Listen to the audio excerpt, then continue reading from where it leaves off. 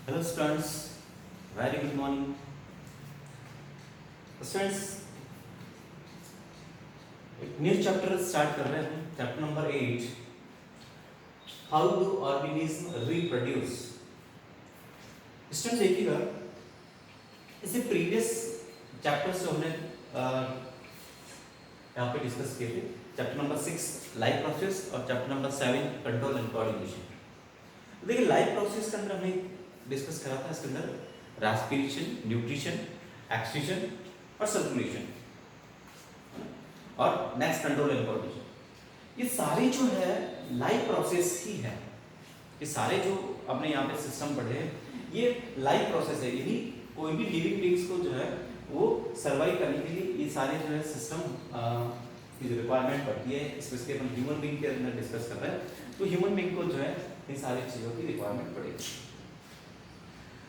इन्हीं में से एक और specific characteristic of living organism की बात करें तो वो होता है इसके अंदर reproduction.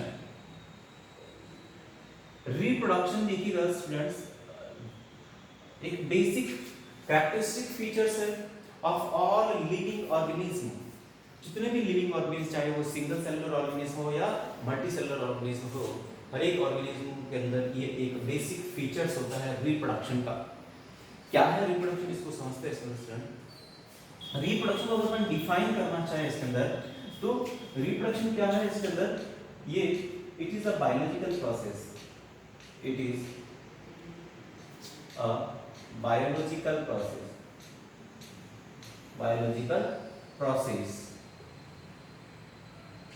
in which an organism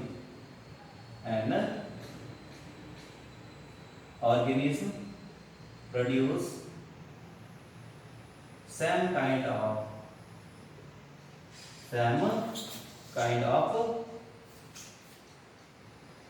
new organism या same kind of new individual।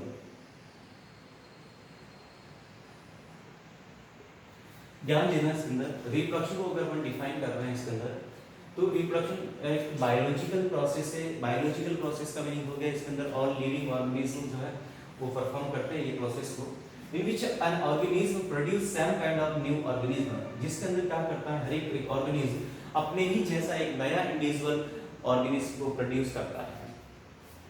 तो ये जो प्रोसेस इसको अपन बोलते हैं रिप्रोडक्शन। तो इस चैप्टर में हम समझेंगे कैसे ऑर्गेनिज्म, डिफरेंट टाइप्स के ऑर्गेनिज्म के अंदर कौन कौन से टाइप से रिप्रोडक्शन देखने को मिलता है, ये समझना है। अब ये रिप्रोडक्शन क्यों नेसेसरी है, तो रिप्रोडक्शन इट रिक्वायर्ड फॉर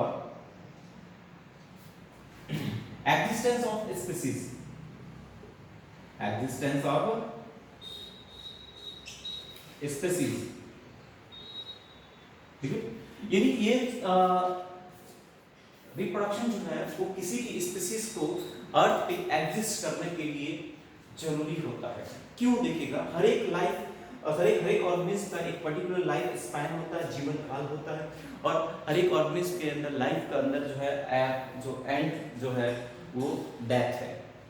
ये जो है अनअवॉइडेबल जो है या फिर एक ट्रूथ है, लास्ट की हर एक ऑर्गेनिज्म जो है उसका अंदर लास्ट स्टेज जो है वो डेथ है। यानी ऑर्गेनिज्म जो एक सर्टेन टाइम पीरियड के बाद में जो है उसकी डेथ होना ही है। तो अगर कोई स्पीसीज का ऑर्गेनिज्म अगर अपने जैसा न्यू ऑर्गेनिज्म प्रोड्यूस नहीं करेगा तो वो ऑर्गेनिज्म का डेथ होने के बाद वो स्पीसीज खत्म हो जाएगा। तो इस स्पीसीज के एग्जिस्टेंस को मेंटेन करने, अस्तित्व को बनाए रखने के लिए जो है वो ऑर्गेनिज्म रिप्रोड्यूस करते हैं और एक अपने ही जैसा एक न्यू ऑर्गेनिज्म को प्रोड्यूस करते हैं। अपने ही जैसा ही नहीं, जैसे ह्यूमन बीइंग जैसा ही ऑर्गेनिज्म प्रोड्यूस होता है। एक नीम का पेड़ है, उससे नीम का पेड़ बनेगा इसके अंदर, डॉग से डॉग, लायन से लायन। तो इस तरह से जो सैम स्पीसीज के ऑर्गेनिज्म प्रोड्यूस होते हैं इसको ये रिप्रोडक्शन प्रोसेस के थ्रू होते हैं। इसका कुछ वेरिएशंस आते हैं, वो क्यों आते हैं अपन आगे समझेंगे इसके अंदर। अब नेक्स्ट इसके अंदर अपन बात करेंगे इसके अंदर एक डेफिनेशन यहाँ पे और दिया इसके अंदर रिप्रोडक्शन का, to produce the fertile young ones of their own kind. To produce fertile one यानी वो भी आगे वापस न्यू ऑर्गेनिज्म प्रोड्यूस कर सके, ऐसा ऑर्गेनिज्म प्रोड्यूस करना। तो fertile one young ones of their own kind, अपने ही जैसा, for the continuity and the multiplication of their रेश, फॉर द कंटिन्यूटी, यानी अपनी जो रेस का मतलब यहाँ पे जो स्पीसीज होती है उसको बोल रहे हैं स्टूडेंट, तो अपनी स्पीसीज की कंटिन्यूटी या मल्टीप्लिटी को जो है मेंटेन रखने के लिए by the living organism is called the reproduction. तो इसी को अपन बोलते हैं रिप्रोडक्शन। सिंपल सा लैंग्वेज ये दे सकते हैं। नेक्स्ट अगर अपन बात करें इसके अंदर कि रिप्रोडक्शन जो है, do the organism creates the exact copies of themselves. यहाँ पे समझना इसके अंदर जितने भी लिविंग ऑर्गेनिज्म होते हैं इसके अंदर, ये लिविंग ऑर्गेनिज्म के अंदर जो कैरेक्टर्स जो होते हैं उस कैरेक्टर्स को जो मॉनिटर करने का जो काम होता है वो होता है डीएनए का। डीएनए करता है, ठीक है। तो ये जो डीएनए है डीऑक्सीराइबोन्यूक्लिक एसिड, डीऑक्सीराइबोन्यूक्लिक एसिड, यानी आपके हर एक ऑर्गेनिज्म का जो सेल होता है, सेल के अंदर एक न्यूक्लियस है, न्यूक्लियस के अंदर जो है आपको ये क्रोमेटिन फाइबर्स जो आपको देखने को मिलते हैं जो आगे जाके क्रोमोसोम के अंदर कन्वर्ट होते हैं। तो ये जो है इसके अंदर क्रोमेटिन फाइबर, ये डीएनए और इसके साथ में एक प्रोटीन है इसके अंदर हिस्टोन प्रोटीन, इनसे मिलकर ये बनता है। तो यहाँ पे जो जेनेटिक मटेरियल है, जेनेटिक मटेरियल की बात करते हैं इसके अंदर, तो जेनेटिक मटेरियल जो है इसके अंदर वो है इसके अंदर डीएनए। तो डीएनए जो है यही क्या करता है कि इंफॉर्मेशन जो भी होती है एक ऑर्गेनिज्म के जो पूरे इंफॉर्मेशन है उसका ब्लूप्रिंट जो है वो डीएनए के अंदर रहता है, या फिर जो जितने भी ऑर्गेनिज्म जो कैरेक्टरिस्टिक्स है या मॉर्फोलॉजिकल फीचर्स जो है उनकी सारी इंफॉर्मेशन को कौन कैरी करके रखता है, डीएनए होल्ड करके रखता है। कोडॉन्स की फॉर्म में जो है ये डीएनए होल्ड करके रखता है। ये चीजें नेक्स्ट देखिएगा इसके अंदर reproduction involves the copying of DNA, this is the called the DNA wrapping. अब रिप्रोडक्शन जब होता है इसके अंदर तो डीएनए का जो है कॉपी होना जरूरी होता है इसके अंदर, ठीक है। तो डीएनए की कॉपी होना क्यों जरूरी है, क्योंकि कोई भी रिप्रोडक्शन जब होगा तो सेल डिवाइड करेगी, सेल डिवाइड करेगी। तो सेल जब डिवाइड करती है तो उसके अंदर डीएनए का भी रिक्वायरमेंट होगा। तो एक सेल से अगर 2 सेल्स बनता है तो उसके अंदर डीएनए भी जो है डबल चाहिए। तो डीएनए का जो कॉपी बनना उसको हम बोलते हैं DNA replication, DNA replication. DNA replication जो है ये प्रोसेस है जिसके अंदर डीएनए से डीएनए का न्यू कॉपी बनता है, डीएनए से एक न्यू डीएनए बनता है, न्यू डीएनए बनता है, यानी डीएनए से एक डीएनए की कॉपी बनना, इस प्रोसेस को हम बोलते हैं रेप्लिकेशन प्रोसेस। तो रिप्रोडक्शन के अंदर जो है न्यू सेल्स बनती है इसके अंदर, या फिर जो गैमेट्स बनते हैं इसके अंदर, तो उसमें भी डीएनए रेप्लिकेशन का इन्वॉल्वमेंट होता है। नेक्स्ट है इसके अंदर do the organism creates the exact copies of the dam cell. क्या देखिएगा इसके अंदर बताया इसके अंदर कि जब डीएनए का जो रेप्लिकेशन होता है, डीएनए का रेप्लिकेशन होता है तो क्या एग्जैक्ट कॉपीज बनती है डीएनए की या फिर कुछ वेरिएशंस आता है। देखिए एक चीज मैं बता दूं इसके अंदर आपको, एक पर्टिकुलर स्पीसीज के ऑर्गेनिज्म का, एक पर्टिकुलर स्पीसीज जो होती है उस स्पीसीज के जितने भी मेंबर्स हैं, जितने भी मेंबर्स हैं उन मेंबर्स का जो है डीएनए जो होता है अप्रोक्सीमेट 99.9% ये तो होता है सिमिलर, ये सिमिलर होता है, ठीक है। यानी 99.9% आपको जो है एक स्पीसीज के जो है जितने भी मेंबर्स होते हैं या उसके अंदर जो इंडिविजुअल्स होते हैं उनके अंदर डीएनए जो है लगभग सिमिलर होता है 99.9%। तो 0.1% डीएनए जो है वो थोड़ा डिफरेंट होता है इसके अंदर, और उसी वजह से जो है एक स्पीसीज के अलग अलग इंडिविजुअल के बीच में थोड़ा आपको डिफरेंस देखने को मिलता है इसके अंदर, ठीक है। तो ये जो है वो 0.1 डीएनए की वजह से। तो यहाँ पे एक चीज आपको समझानी है इसके अंदर कि डीएनए का जब रेप्लिकेशन होता है तो एग्जैक्ट कॉपी नहीं बनती, कुछ जो है उसके अंदर डिफरेंसेस आते हैं, कुछ डिफरेंसेस आते हैं इसके अंदर आपका, ठीक है। तो ये जो डीएनए की जो अंदर जो डिफरेंसेस आते हैं इसके अंदर, इस डिफरेंसेस की वजह से जो है आगे जाके जो है वेरिएशंस डेवलप होते हैं इसके अंदर, ठीक है। अब यहाँ पे मैं एक चीज समझाता हूँ इसके अंदर कि ये जो वेरिएशंस आते हैं वो कैसे डेवलप होते हैं इसके अंदर। देखिए अपन बात कर रहे हैं इसके अंदर म्यूटेशन एंड वेरिएशंस, एक म्यूटेशन और दूसरे की बात करेंगे अपन variation, mutation and variation. Mutation का मीनिंग ये होता है स्टूडेंट्स कि अगर कोई डीएनए का कोई पोर्शन यानी जीन, डीएनए का कोई सर्टेन पोर्शन जो है उसको अपन बोलते हैं जीन। ठीक है, जैसे ये मान लीजिए डीएनए है इसके अंदर, तो डीएनए का एक पर्टिकुलर पोर्शन जो है उसको अपन बोलेंगे जो एक स्पेसिफिक कैरेक्टर को रेगुलेट करता है, उसको अपन बोलेंगे जीन। ठीक है, तो यहाँ पे देखिए जो जीन है, इन जीन के अंदर जो नाइट्रोजन बेसेस होते हैं, ये देखिए एक्चुअली डीएनए किससे बना है, डीएनए के अंदर देखिए DNA is the polynucleotide, DNA is the polynucleotide. DNA क्या होता है, पॉलीन्यूक्लियोटाइड चेन होती है। ठीक है, यानी पॉलीमर है एक तरह से न्यूक्लियोटाइड्स का। तो ये न्यूक्लियोटाइड्स क्या होते हैं इसके अंदर, इसको समझिएगा। तो न्यूक्लियोटाइड्स जो होते हैं इसके अंदर, एक तो होता है इसके अंदर नाइट्रोजन बेस। ये नाइट्रोजन बेसेस जो है वो दो टाइप के होते हैं इसके अंदर, एक होता है प्यूरिन्स और दूसरा इसके अंदर आता है पाइरिमिडीन्स। पाइरिमिडीन्स प्यूरिन्स के अंदर जैसे आर्जिनिन और ग्वानिन आता है, इसमें पाइरिमिडीन के अंदर साइटोसिन और थाइमिन आ जाएगा इसके अंदर। ठीक है, डीएनए की बात करें तो ठीक है। इसके अलावा देखिए एक तो नाइट्रोजन बेस से मिलकर बनता है इसके अंदर, दूसरा होता है इसके अंदर pentose sugar, pentose sugar strand. तो ये जो है पेंटोज शुगर के अंदर राइबोज शुगर आती है इसके अंदर, तो राइबोज शुगर एक पेंटोज टाइप की शुगर है इसके अंदर।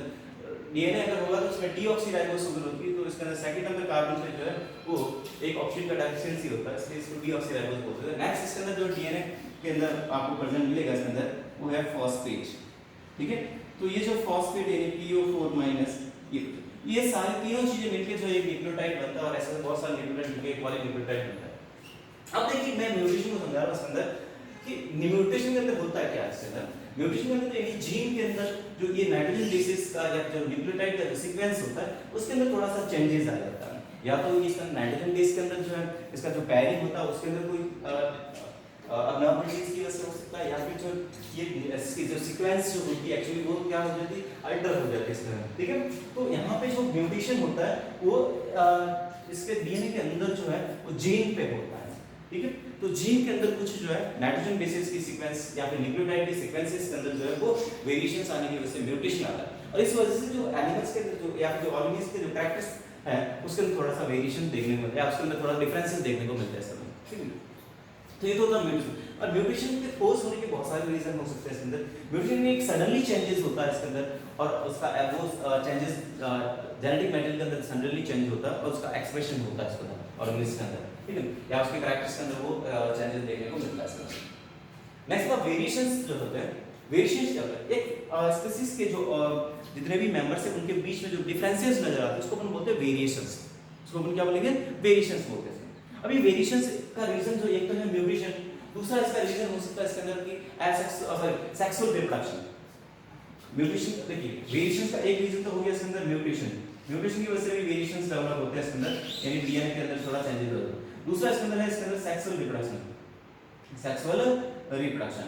तो अब आगे समझेंगे इसके अंदर सेक्सुअल रिप्रोडक्शन जब भी होता है इसके अंदर, तो ऑर्गेनिज्म के अंदर जो है दो पैरेंट के दो अलग-अलग पेरेंट्स का जो है जेनेटिक मटेरियल का मिक्सअप होता है। तो दो अलग-अलग पेरेंट के जेनेटिक मटेरियल का मिक्सअप होता है। इसके अलावा जो गैमेट्स फॉर्मेशन की प्रोसेस के अंदर क्रॉसिंग ओवर की प्रोसेस के थ्रू भी जो है कुछ वेरिएशंस डेवलप होते हैं इसके अंदर। ठीक है, तो एक ऑर्गेनिज्म जो नया ऑर्गेनिज्म जब बनता है इसके अंदर, तो डीएनए जो है एग्जैक्ट जो है कॉपी नहीं होता, उसमें थोड़ा सा वेरिएशंस हो सकता है इसके अंदर। ठीक है, थोड़ा डिफरेंसेस हो सकते हैं, और वेरिएशंस का कारण है इसके अंदर म्यूटेशन है या फिर सेक्सुअल रिप्रोडक्शन होता है इसके अंदर। ठीक है, नेक्स्ट थिंग इसके अंदर इंपॉर्टेंस ऑफ वेरिएशंस। वेरिएशंस का क्या इंपॉर्टेंस है इसमें?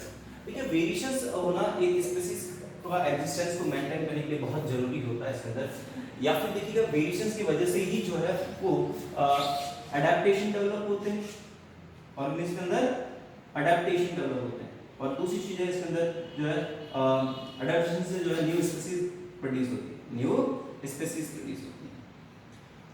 इसी को अपन बोलते हैं इसके अंदर इवोल्यूशन। न्यू स्पीशीज प्रोड्यूस होता है इसके अंदर, तो इसको अपन बोलते हैं इवोल्यूशन। तो आपने यहाँ पे देखना है इसके अंदर कि वेरिएशंस जो है वो इंपॉर्टेंस क्यों है, इसका क्या इंपॉर्टेंस है। तो वेरिएशन की वजह से ऑर्गेनिज्म के अंदर अडैप्टेशन डेवलप होते हैं, वो मोर अडैप्ट होता है इसके अंदर, ज्यादा अडैप्ट होता है इसके अंदर एनवायरनमेंट के लिए। ठीक है, उसके अंदर कुछ चेंजेस आते हैं बेसिकली उसके अंदर, तो उस वजह से वो अपने आप को जो है ज़्यादा बेटर एडजस्ट कर सकता है अपने इन्वायरमेंट के अंदर, ठीक है। और दूसरी चीज़ है इसके अंदर इस वेरिएशंस की वजह से जो है वो न्यू स्पीसीज डेवलप होती है।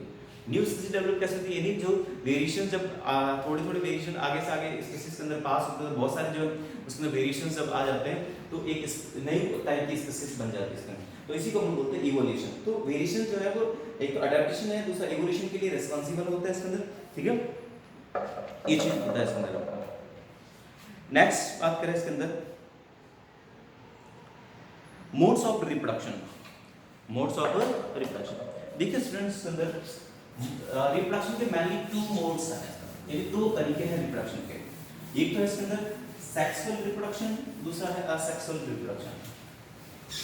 तो ये दोनों के अंदर मेन बेसिकली क्या डिफरेंस है और फिर इनके टाइप्स कौन-कौन से, ये सारे स्ट्रक्चर के अंदर हमको समझना है स्टूडेंट्स। ध्यान दीजिएगा इसके अंदर modes of reproduction, modes of reproduction. तो यहाँ पे बेसिकली 2 मोड्स है रिप्रोडक्शन के इसके अंदर। एक है इसके अंदर असेक्सुअल रिप्रोडक्शन, असेक्सुअल रिप्रोडक्शन, और दूसरा आता है इसके अंदर आपका सेक्सुअल रिप्रोडक्शन, सेक्सुअल रिप्रोडक्शन, ठीक है। तो असेक्सुअल रिप्रोडक्शन के अंदर देखिएगा इसके अंदर किसको बोलेंगे अपन, यहाँ पे असेक्सुअल रिप्रोडक्शन के अंदर मेल और फीमेल गैमेट की रिक्वायरमेंट नहीं होता है। No need of male and female gametes, male and female gametes. यहाँ पे मेल और फीमेल गैमेट का कोई रिक्वायरमेंट नहीं होता है। अ सिंगल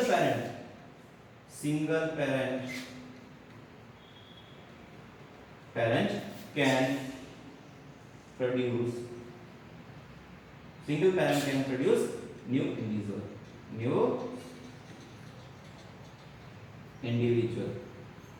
एक सिंगल पेरेंट जो एक नया इंडिविजुअल प्रोड्यूस करेगा इसके अंदर। बट देखिएगा सेक्सुअल रिप्रोडक्शन के अंदर जो है वो आपको मेल और फीमेल गैमेट की रिक्वायरमेंट होती है। तो required male and female gamete, male and female gametes, male और फीमेल गैमेट्स की रिक्वायरमेंट होती है इसके अंदर, ठीक है। अब यहाँ पे पेरेंट जो है वो मोस्टली जो जनरली जो पेरेंट्स हैं वो मेल और फीमेल अलग अलग होते हैं इसके अंदर। अब यहाँ पे जो मेल गैमेट और फीमेल गैमेट की रिक्वायरमेंट नहीं होती तो फर्टिलाइजेशन नहीं होगा, तो no fertilisation take place, no fertilisation take place. यहाँ पे फर्टिलाइजेशन नहीं होता है, नो फर्टिलाइजेशन टेक प्लेस, और जबकि यहाँ पे क्या होगा, फर्टिलाइजेशन टेक प्लेस। फर्टिलाइजेशन का मीनिंग क्या होता है, फ्यूजन ऑफ द गैमेट। तो यहाँ पे जो है मेल और फीमेल गैमेट होते हैं तो उनका फ्यूजन होता है, तो यहाँ पे फ्यूजन जो होता है तो इसका मतलब फर्टिलाइजेशन टेक प्लेस, फर्टिलाइजेशन होता है इसके अंदर। नेक्स्ट बात करते हैं इसके अंदर, अगर यहाँ पे फर्टिलाइजेशन होता है और नहीं होता है इसके अंदर, और मेल और फीमेल गैमेट नहीं होता, सिंगल पेरेंट से न्यू ऑर्गेनिज्म प्रोड्यूस होता है, तो इसके अंदर जो है एक्सोसेक्सुअल रिप्रोडक्शन के अंदर जो है वो क्लोन्स प्रोड्यूस करते हैं। क्या प्रोड्यूस होता है, क्लोन्स, यानी एकदम सैम कॉपी होता है ऑर्गेनिज्म का, जो पेरेंट ऑर्गेनिज्म और जो न्यू इंडिविजुअल बनता है वो एकदम क्लोन बनते हैं। जबकि इसके अंदर क्या होता है, some variations developed in the new organism, some variations developed in new individual, यानी नया जो इंडिविजुअल बनेगा उसके अंदर कुछ वेरिएशंस आ जाते हैं, उसके अंदर कुछ वेरिएशंस आ जाते हैं। ये जो वेरिएशंस है इस वो उस ऑर्गेनिज्म को ज्यादा अडेप्ट करता है इन्वायरमेंट के लिए, ठीक है। इनके अंदर जो है वेरिएशंस नहीं आते हैं तो सेम टाइप का ऑर्गेनिज्म प्रोड्यूस होता है इसके अंदर, और इनका जो है इसके अंदर कोई रोल नहीं है इसके अंदर इवोल्यूशन के अंदर, ठीक है। तो ये not help in evolution, not help in evolution, evolution में इनका कोई रोल नहीं होगा इसके अंदर। ये जो है वो help in evolution, help in evolution, evolution के अंदर ये हेल्प करते हैं। नेक्स्ट चीज है इसके अंदर आपको ये जो होता है एसेक्सुअल रिप्रोडक्शन एक फास्ट प्रोसेस है, फास्ट प्रोसेस है, जबकि यहाँ पे सेक्सुअल रिप्रोडक्शन जो है स्लो प्रोसेस होती है, इसके अंदर अपन कम टाइम के अंदर ज़्यादा ऑर्गेनिज्म प्रोड्यूस होते हैं, इसके अंदर लेस ऑर्गेनिज्म, तो ये स्लो प्रोसेस है, ये फास्ट प्रोसेस है, ठीक है। तो ये कुछ मेन डिफरेंसेस है इसके अंदर आपके एसेक्सुअल और सेक्सुअल रिप्रोडक्शन के अंदर जो अपने को देखने को मिलता है इसमें। अब नेक्स्ट जो आपका आएगा इसके अंदर कि asexual reproduction, methods of asexual reproduction. तो मेथड्स ऑफ एसेक्सुअल रिप्रोडक्शन के अंदर अपन पहले एनिमल्स के अंदर बात करेंगे, रॉ एनिमल्स के अंदर, और उसके बाद में जो है अपने को समझना है इसके अंदर एसेक्सुअल रिप्रोडक्शन जो है इन प्लांट्स, ठीक है। तो प्लांट्स के अंदर कैसे एसेक्सुअल रिप्रोडक्शन देखने को मिलता है, और उसके बाद में सेक्सुअल रिप्रोडक्शन इन प्लांट्स और sexual reproduction in human being, ठीक है। ये पूरे चैप्टर के अंदर आपको समझना है इसके अंदर। ओके स्टूडेंट्स, तो आज हमने जो है इस चैप्टर के अंदर इंट्रोडक्शन और इसके अंदर मोड्स ऑफ रिप्रोडक्शन के दो मोड्स यहाँ पे डिस्कस करें इसके अंदर, ठीक है।